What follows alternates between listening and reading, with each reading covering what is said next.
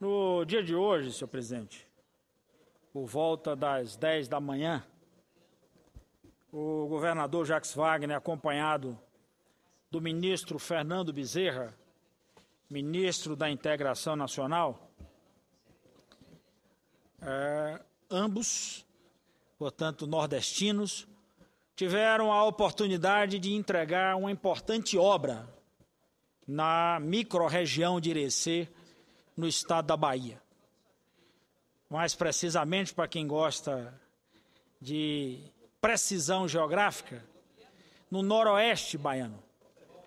A região de Irecê, ou da microrregião de Irecê, é uma região muito conhecida pela sua fertilidade, pela sua capacidade de produção, mesmo, senador Mozarildo, enfrentando todas as dificuldades que um sertão produtivo, como costumo chamar o semiárido, esse semiárido enfrenta. Portanto, na proeza daquele sertanejo da microrregião de Irecê, o dia de hoje passou a ser um dia importantíssimo.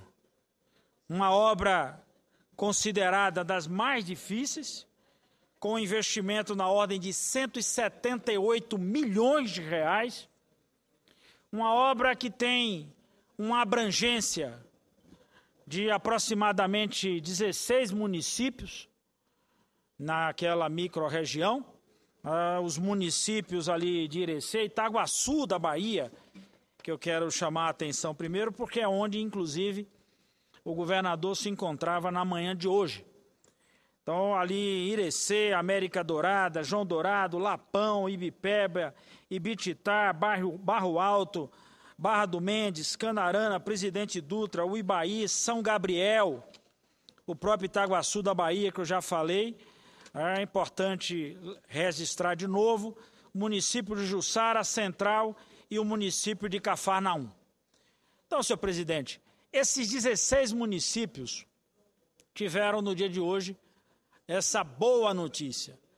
Amanheceram na expectativa da chegada da água do São Francisco.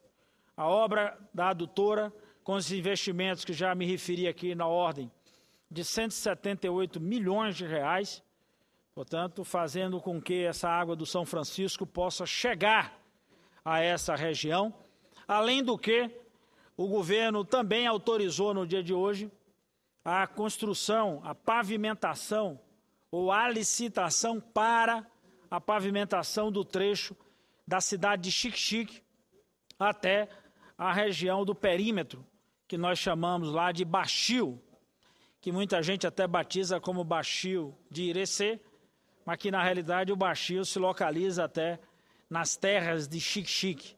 Portanto, esse é um dia muito importante para aquele sertanejo da microrregião de Irecê. Por conta dessa chegada da água, a autorização para que nós possamos promover a infraestrutura. Ao mesmo tempo, a Codevasf também já disparou lá hoje, através do seu presidente, Elmo Vaz, que é baiano e da região, a autorização para a primeira etapa do Baixio, portanto, para permitir que aqueles agricultores já pudessem fazer a ocupação das suas terras naquela região, ali do Baixio de Irecê. E mais, o governador Jacques Wagner também, nesse dia de hoje, junto ao ministro, eu diria que selaram, ministro e governador, uma parceria importante para que a gente possa dar sequência a essas medidas de perenização de sistemas para a convivência com a seca. Aqui, dessa tribuna, desde o início do ano de 2012, que nós clamamos por recurso.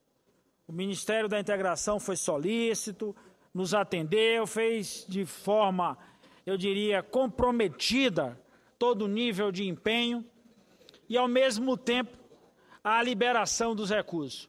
Essa é a segunda adutora de grande porte que o governador Jacques Wagner já entrega nesse curto espaço de tempo,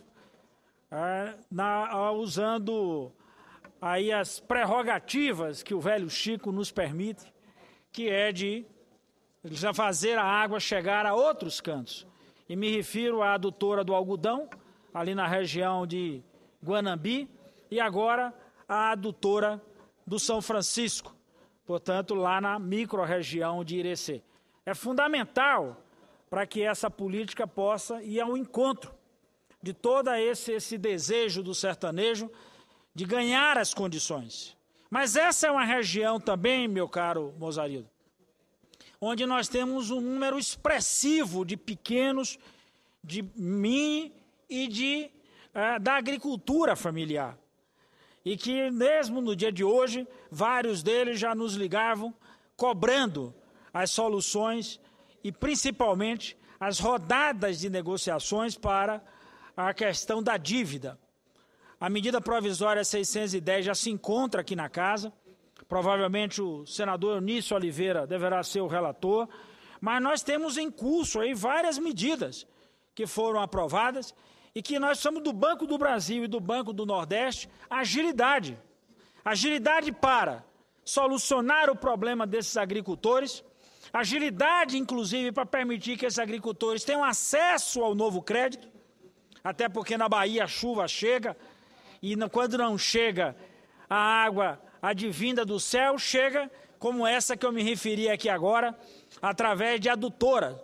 Então, se chegam essas condições, é preciso que a gente elimine de uma vez por todas a burocracia, a letargia e essas posições que, lamentavelmente, ainda se encontram nessas instituições financeiras. Sei que o Banco do Nordeste tem sido um grande parceiro, o Banco do Brasil tem feito um esforço fenomenal para atender a demanda dos agricultores baianos e nordestinos, mas é preciso fazer mais. Porque se essa fase passa, nós vamos daqui a pouco enfrentar de novo uma nova onda extremamente natural da seca. Nós não estamos propondo acabar com a seca não se acaba. Portanto, se convive, mas para se conviver com ela é preciso que adotemos principalmente medidas perenizadoras de convivência, com sistemas de abastecimento, com sistemas simplificados, com sistemas utilizando poços artesianos, utilizando cisternas, mas principalmente com política pública, para que o sujeito possa, sem tendo acesso a essas políticas públicas, poder sobreviver. Em tendo acesso às políticas públicas, criar as condições para o desenvolvimento local. Essas regiões foram condenadas, num tempo não tão distante assim, a sobreviverem só dos programas sociais. É importante que a redenção, é importante que a ação, ela caminhe na direção exatamente de encontrar nesse novo tempo as condições para o desenvolvimento econômico. As políticas públicas são importantes do ponto de vista de Bolsa Estiagem, Bolsa Família, crédito, o Garantia Safra, mas o agricultor quer mais do que isso, presidente Sarney. O agricultor quer as condições, para que, inclusive, com o suor do seu rosto e com os calos na mão, consiga tirar da terra o seu sustento, mas preparar essa região para a atração de outros investimentos. Por exemplo, verticalizar essa produção. Acabar essa história de que tudo que a gente produz tem que procurar uma rota de escoamento, na maioria das vezes, para exportação. O valor agregado é o que determina o maior ganho. A possibilidade de verticalizar a produção é a certeza da geração de postos de trabalho. Então, portanto, é fundamental que isso seja adotado. E não é à toa, senhor presidente, que agora, em meio a toda essa crise, cantada aí em prosa e verso, aí principalmente alardeada pelos pessimistas, a Bahia, no último mês de abril, foi responsável pela geração de 10.186 novos postos de trabalho, com carteira assinada, que eu estou me referindo. E de acordo com o dado do Cadastro Geral de Empregados e Desempregados do Ministério do Trabalho e Emprego, as novas vagas representam um avanço de 0,59 em relação ao número de contratações do mês de março. Ainda de acordo com esse cadastro, os números deram à Bahia a liderança na geração de empregos em toda a região Nordeste. E ainda seguido pelo Ceará, com 4.000 contratações, e Pernambuco, com 4.300 também novas vagas. É importante destacar que esses novos postos de trabalho, ainda temos o setor de serviço como o vanguardista, como pioneiro ou até como, agora, eu diria, timoneiro dessa geração de postos de trabalho. São 2.969 vagas para essas mais de 10.000 vagas criadas. Aí vem a agropecuária, que aí eu quero chamar a atenção para isso, mesmo na crise, com toda a seca, meu caro Mozarildo. A agropecuária na Bahia foi responsável por quase 3.000 postos de trabalho, 2.927. Então isso mostra o acerto de políticas dessas, como o governador Jacques Wagner e o ministro Fernando Bezerra estavam entregando no dia de hoje. Criar as condições para que esse desenvolvimento se processe. Recentemente, o interior da Bahia recebeu um farto investimento, poderíamos dizer assim, para a geração de energia eólica, R$1 bilhão. Portanto, nós vamos investir no interior, quebrar essa lógica do investimento concentrado na capital ou na região metropolitana, possibilitar essa desconcentração da economia para permitir que o Estado como um todo cresça. E aí, mais uma vez, importante a medida que o governador Jacques Wagner assumiu hoje, de autorizar a pavimentação da estrada que liga a Xique-Xique ao Baixio, para você estabelecer rotas de escoamento da produção. Aliás, quero chamar a atenção para uma das questões que envolve isso. Tenho batalhado em conjunto com o nosso vice-governador do Estado, Otto Alencar, para que nós possamos fazer a ligação entre os dois perímetros. Lá o Salitre, que fica na região de Juazeiro, norte da Bahia, com o Baixio, que fica ali na região, na micro-região de Irecê. Portanto, a interligação desses dois perímetros é muito importante para o escoamento da produção, para que esses dois perímetros tenham canais de interligação. Essa é uma das reivindicações que temos feito em conjunto com o nosso secretário de Infraestrutura, que é vice-governador, porque entendemos que é importante. Então, é necessário que tanto o Codevasf quanto o Ministério do Planejamento possam se quebrantar um pouquinho para que a gente faça essa estrada, para que a gente permita àqueles agricultores dos dois perímetros uma relação entre eles. E é fundamental para essa atividade que eu estou me referindo aqui, a geração de postos de trabalho, para a economia local. Eu estou falando de duas regiões que convivem permanentemente com o clima semiárido, que convivem permanentemente com a dificuldade, mesmo estando na beira do São Francisco. Porque tanto a parte do Salitre é próxima ao São Francisco, quanto o Baixio também muito próximo ao São Francisco. Mas só a proximidade do rio não basta. Tanto é que nós tivemos que fazer uma adutora, levando água do São Francisco um pouquinho mais adentro. Tanto é necessário que nós vamos fazer a estrada. Senão não adianta, produz e escoa por onde? Vai sair por evaporação? Eu nunca vi produção sair por evaporação. O único produto que sai por evaporação que serve aí é éter.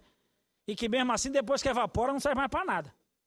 Então, na realidade, esses complementos são importantes para que a gente dê a esse sertanejo, para que a gente entregue a esses baianos e baianas que vivem no interior do Estado as condições para produzir, as condições para ali viver, as condições para poder, inclusive, ter acesso à universidade. Aqui nós aprovamos, senador Mozarildo, na semana retrasada, a criação da Universidade do Sul, extremo sul da Bahia. Está chegando mais uma para a Bahia, aqui é a Universidade do Oeste Baiano.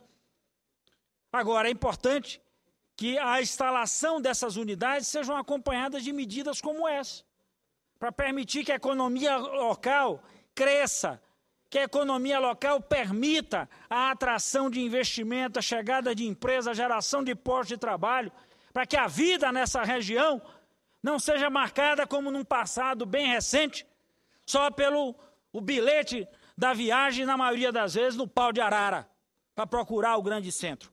Portanto, essa é a transformação importante.